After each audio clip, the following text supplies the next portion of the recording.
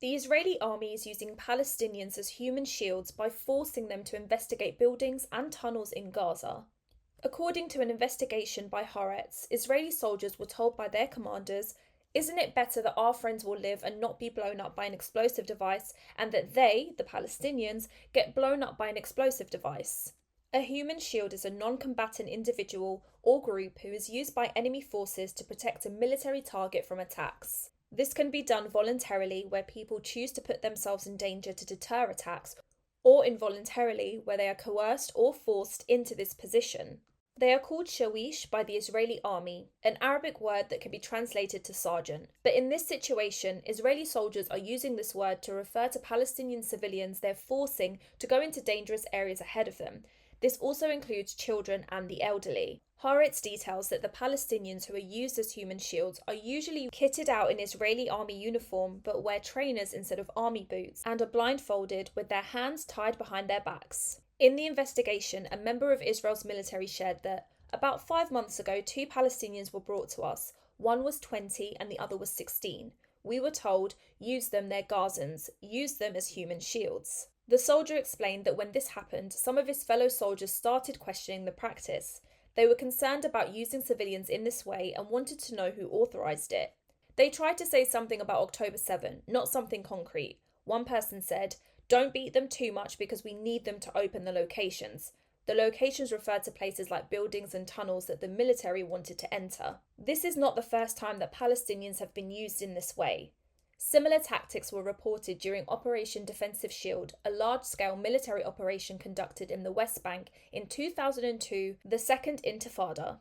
The practice involved forcing Palestinian civilians to enter buildings to check for booby traps or remove occupants, remove suspicious objects from roads, stand inside houses where soldiers set up military positions, or walk in front of soldiers to shield them from gunfire. In 2002, during the Battle of Jenin, human rights groups Amnesty International and Human Rights Watch reported the Israeli army using Palestinians as human shields. One of these civilians is called Nidal Abu Mohsen, a 19-year-old Palestinian. Soldiers forced him to enter the house of a Hamas member to tell him to come out quietly. Nasser Jarrar mistook him for a soldier and shot him fatally in the head. But Israeli soldiers said they did not go into the building with him, so there are no grounds for contending that this was a case of using a human shield. And in 2004, 13-year-old Mohammed Badwan was photographed tied to an Israeli police vehicle. The child was reportedly used as a human shield to deter Palestinian protesters from throwing stones at the Israeli forces. In 2005, the Israeli Supreme Court ruled that using Palestinian civilians as human shields was illegal and against international law. This decision came after human rights groups filed petitions. The Chief of Staff of the Israeli army at the time, Lieutenant General Dan Haaretz, then ordered the military to follow the court's ruling closely. But there are numerous cases and documented evidence of the practice still continuing.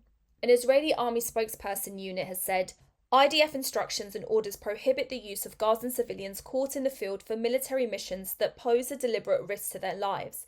The IDF's instructions and orders on the subject have been made clear to the forces.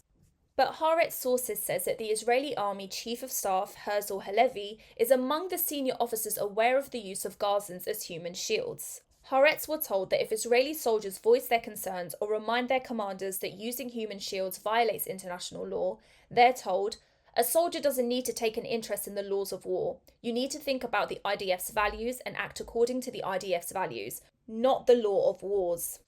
The UN Secretary-General has denounced the use of human shields, categorising it as a war crime. They have called for accountability and emphasised the need for adherence to international law.